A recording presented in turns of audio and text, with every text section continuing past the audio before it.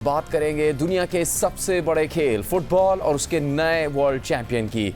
2010 में जनूबी अफ्रीका में पहले बार फीफा वर्ल्ड कप जीतने के 16 साल बाद स्पेन ने एक बार फिर फुटबॉल की दुनिया का सबसे बड़ा एजाज अपने नाम कर लिया है। और कल न्यूयॉर्क के न्यू जर्सी स्टेडियम में खेले गए वर्ल्ड कप के सनसनीखेज फाइनल में स्पेन ने इजाफी वक्त में दिफाई चैंपियन अर्जेंटीना को 1-0 से शिकस्त देकर दूसरी बार वर्ल्ड कप की ट्रॉफी उठा ली। स्पेन के सेंटर फॉरवर्ड फेरान टोरेस ने इजाफी वक्त में फैसलाकुन गोल करके मैच का रुख अपनी टीम के हक में मोड़ दिया। स्पेन ने मुकाबले के आगाज से अख्ताम तक शानदार खेल पेश किया और ज़्यादातर वक्त मैच पर अपनी गिरफ्त को बरकरार रखा। अमेरिका में खेले गए इस पूरे वर्ल्ड कप के दौरान स्पेन ने शानदार तकनीकी महारत, मजबूत दिफा और बेहतरीन हिकमत अमली का मुजाहरा किया। 8 मैचों पर मुश्तमिल अपने कामयाब सफ़र में स्पेन के खिलाफ सिर्फ एक गोल हुआ, जो इसकी गैर मामूली दिफाई खेल का वाज़ेह सबूत है। फाइनल तक रसाई के सफ़र में स्पेन ने फ्रांस, पुर्तगाल और बेल्जियम जैसी मजबूत यूरोपीय टीमों को अपनी मुनज़्ज़म हिकमत अमली और इज्तिमाई खेल के ज़रिए आउट क्लास किया। सेमीफाइनल में हॉट फेवरेट फ्रांस को 2-0 से शिकस्त देने के बाद यूरोपीय चैंपियन ने फाइनल में दिफाई चैंपियन अर्जेंटीना को भी कोई मौका नहीं दिया। अर्जेंटीना ने इस वर्ल्ड कप के हर मैच में कम से कम 2 गोल किए थे, लेकिन फाइनल में इसकी कारकर्दगी गैर मामूली तौर पर ख़राब रही। लियोनेल मेसी की टीम पूरे 120 मिनट में एक भी शॉट टारगेट पर ना लगा सकी। इस मैच में स्पेन ने एक बार फिर साबित किया कि उसकी असल ताकत सिर्फ बासलाहियत खिलाड़ी नहीं बल्कि मुनज़्ज़म टीम वर्क, नज़्म व ज़ब्त और इज्तिमाई खेल है। यही खूबसूरत और मरबूत अंदाज़े खेल बरसों से स्पेन की शनाख्त रहा है और इसी शनाख्त ने इसे एक बार फिर दुनिया की बेहतरीन टीम बना दिया है। कल रात के वर्ल्ड कप फाइनल की सबसे दिलचस्प बात यह थी कि स्कोर लाइन से ये एक सख्त मैच जाहिर होता है, लेकिन जिस किसी ने भी पूरा मैच देखा उसके लिए ये वाज़ेह था कि खेल का मुकम्मल कंट्रोल स्पेन के पास था। अगरचे मुकर्ररा 90 मिनट तक कोई टीम गोल ना कर सकी और फैसला इजाफी वक्त में हुआ, लेकिन स्पेन ने आगाज़ से अख्ताम तक गेंद पर अपनी गिरफ्त, शानदार पासिंग और बेहतरीन हिकमत अमली के ज़रिए अर्जेंटीना को अपनी मर्ज़ी का खेल खेलने ही नहीं दिया। अर्जेंटीना पूरे मैच में एक भी वाज़ेह और मौसर गोल का मौका पैदा ना कर सकी, जबकि स्पेन ने मुसलसल बॉल पोजीशन अपने पास रखकर हरीफ को शदीद दबाव और फ्रस्ट्रेशन का शिकार रखा। इसी दबाव के नतीजे में अर्जेंटीना के खिलाड़ी बार बार सख्त फाउल्स करते रहे और मैच का रुख जिस्मानी खेल की तरफ मोड़ने की कोशिश करते रहे। इसके बरक्स स्पेन के खिलाड़ियों ने सख्त टैकलिंग और मुसलसल फाउल्स के बावजूद अपना नज़्म व ज़ब्त और तहम्मुल बरकरार रखा। उन्होंने जज्बात में आए बगैर अपने खेल के मंसूबे पर अमल जारी रखा और आखिर तक मैच की रफ्तार और कंट्रोल अपने हाथ में रखा। दूसरे हाफ में अर्जेंटीना ने मज़ीद जारहाना अंदाज अपनाया, लेकिन इसका नुकसान भी उन्हें खुद उठाना पड़ा।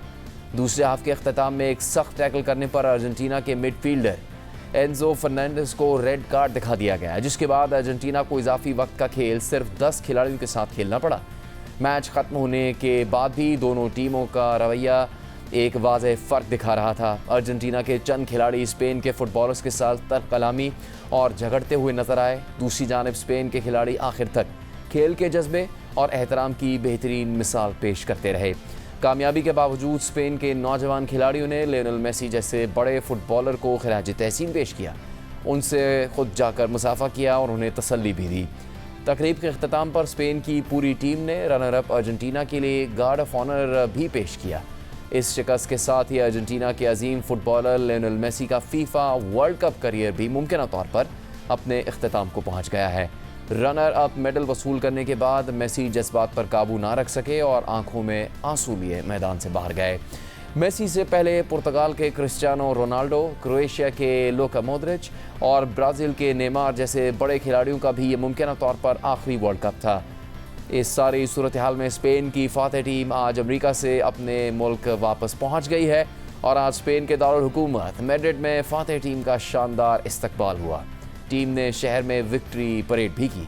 ऐसे में इस वर्ल्ड कप में स्पेन ने यह पैगाम भी दिया कि फ़ुटबॉल में इज्तिमाई खेल अक्सर इनफरादी सलाहियत से ज़्यादा मौसर, मजबूत और ख़ूबसूरत साबित होता है। अर्जेंटीना के ख़िलाफ़ इस तारीख़ी फ़तह के साथ ही स्पेन ने आलमी फ़ुटबॉल में एक और बड़ा एजाज़ भी अपने नाम कर लिया है। जब भी फ़ुटबॉल वर्ल्ड कप की तारीख़ की अजीम तरीन टीमों का जिक्र होता है तो इनके साथ हमेशा ऐसे गैर मामूली खिलाड़ियों के नाम भी लिए जाते हैं जिन्होंने अपनी इनफरादी सलाहियत से अपनी टीमों को बड़े बड़े मुकाबले जितवाए। ब्राज़ील के लिए पेले और रोनाल्डो, अर्जेंटीना के लिए डिएगो मैराडोना, लियोनेल मेसी और फ्रांस के लिए ज़ैनुद्दीन ज़िदान ऐसे ही अजीम नाम हैं जिन्होंने अपने अपने अदवार में बड़े कारनामे सरअंजाम दिए। लेकिन स्पेन की मौजूदा टीम की सबसे बड़ी ताकत किसी एक सुपरस्टार पर इन्हिसार नहीं, बल्कि इसका मजबूत इज्तिमाई खेल है। इस वर्ल्ड कप के आगाज़ में स्पेन को उस वक्त बड़ा धचका लगा जब उसके 19 साला स्टार लामीन यामाल और निको विलियम्स इंजरी के साथ टीम का हिस्सा बने। इसके बावजूद टीम ने किसी एक खिलाड़ी पर इन्हिसार करने की बजाय इज्तिमाई हिकमत अमली, नज़्म-ओ-ज़ब्त और शानदार टीम वर्क के जरिए पूरे टूर्नामेंट में नाकाबिले शिकस्त कारकर्दगी का मुजाहरा किया। कल रात को फाइनल में फतह के साथ स्पेन की फुटबॉल टीम अब मुसलसल 38 बैनुल-अक़वामी मैचेस में नाकाबिले शिकस्त रहने वाली दुनिया की नई रिकॉर्ड होल्डर टीम बन गई है, जिसने इटली का 37 मैचेस तक नाकाबिले शिकस्त रहने का रिकॉर्ड तोड़ दिया है। अहम बात यह है कि स्पेन की ये कामयाबी सिर्फ एक फीफा वर्ल्ड कप तक महदूद नहीं, बल्कि हालिया बरसों में स्पेन आलमी फुटबॉल की सबसे कामयाब, मुनज़्ज़म और बाअसर ताकत बनकर सामने आया है। इस वक्त स्पेन बैक वक्त मर्दों और ख़वातीन का आलमी चैम्पियन है, जबकि यूरो चैम्पियन, ओलंपिक चैम्पियन और मुख्तलिफ यूथ टूर्नामेंट्स के कई बड़े आलमी एजाज़ात भी इस वक्त स्पेन ही के पास हैं। गुज़श्ता 5 बरसों में स्पेन ने आलमी फ़ुटबॉल के तकरीबन हर बड़े इवेंट में अपनी बरतरी साबित की है। मर्दों की टीम ने 2024 में यूरो कप जीतकर तकरीबन 12 साल बाद यूरोप की चैम्पियनशिप दोबारा अपने नाम की। इसी साल पेरिस ओलंपिक्स में स्पेन ने फुटबॉल का गोल्ड मेडल भी हासिल किया। तहम ओलंपिक्स में ज़्यादातर खिलाड़ी अंडर 23 होते हैं, इसलिए इस कामयाबी को नौजवान फ़ुटबॉल के सबसे बड़े आलमी एजाज़ात में शुमार किया जाता है। इसी साल स्पेन ने अंडर 19 यूरो चैम्पियनशिप भी जीती, जबकि इससे पहले 2023 में यूएफा नेशंस लीग का टाइटल भी अपने नाम किया था। अलबत्ता 2025 की नेशंस लीग के फाइनल में इसे पुर्तगाल के हाथों पेनल्टी शूटआउट में शिकस्त का सामना करना पड़ा। ख़वातीन के फुटबॉल में स्पेन की बरतरी इससे भी ज़्यादा नुमाया रही है।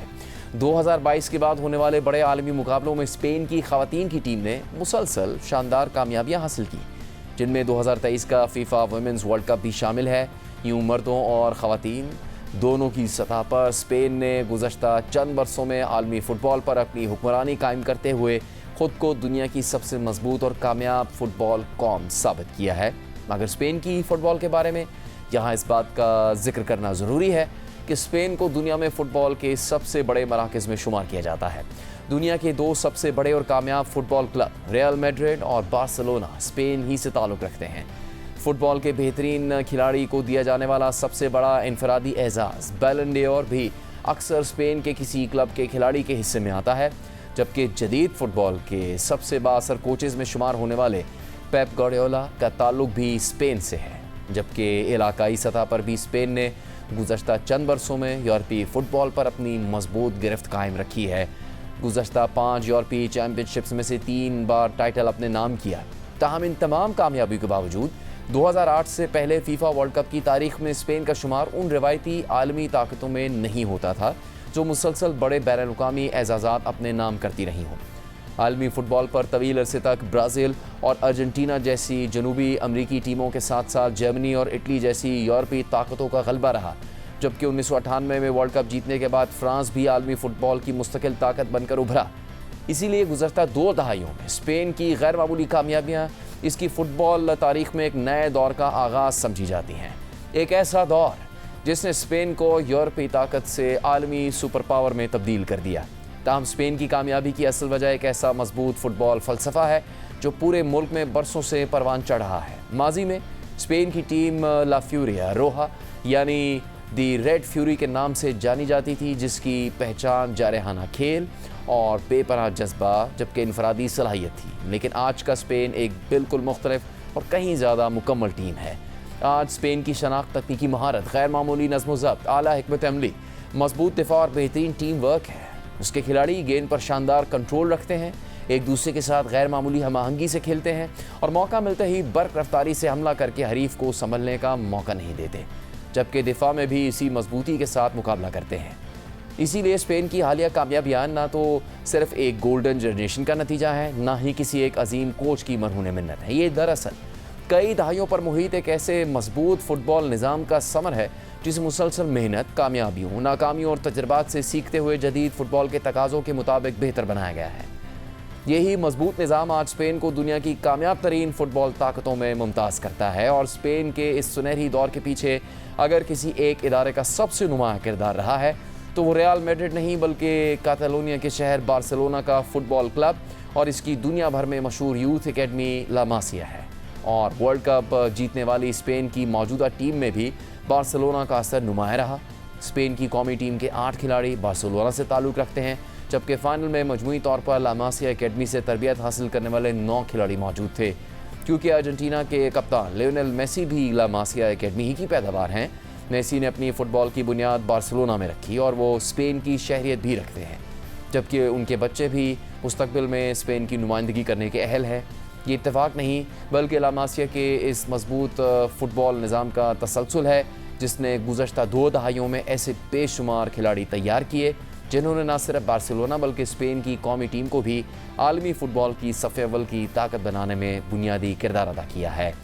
अगर स्पेन की तारीख़ के कामयाब तरीन दौर की बात की जाए तो 2008 से 2012 तक का अरसा सुनहरी बाब की हैसियत रखता है। इसी दौर में स्पेन ने मुसलसल 2 यूरो कप जीते और 2010 में पहली बार फीफा वर्ल्ड कप का ताज अपने सर सजाया।